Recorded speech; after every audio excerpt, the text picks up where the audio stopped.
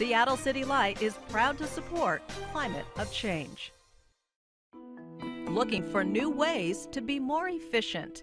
It's been going on at the University of Washington for the past century. Along the road, the UW has developed several partnerships with government agencies and businesses.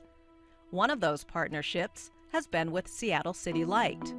University of Washington's been our largest customer for years and years.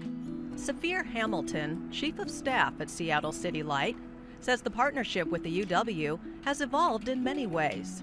Whereas University of Washington has been recognized nationally as, one of the most greenest campuses in the country, we think of ourselves as one of the greenest utilities in the country, and it just makes sense that we'd be working together to find new and innovative ways to save energy together and make sure that we're sustainable into the future.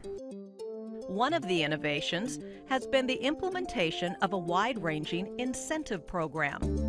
During the past 20 years, Seattle City Light has given $11 million in incentive payments to the UW to help upgrade some of its facilities with LED lighting, energy-efficient windows, and advanced air conditioning and heating systems.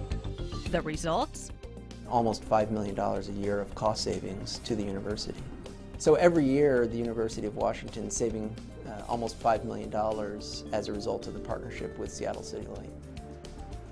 So whether you're at the gym or your dorm or the academic buildings, guarantee Seattle City Light is helping in partnership to upgrade that lighting to improve the heating and cooling system and the building envelope.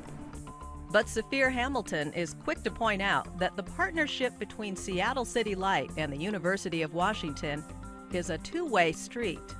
And they're helping us. The University of Washington comes up with new innovative ideas for how to save energy, and working with our energy advisors at Seattle City Light are able to push the envelope and say, hey, maybe we haven't thought of doing it just that way, but all the great minds on campus thinking of new ways to save energy, really in that partnership.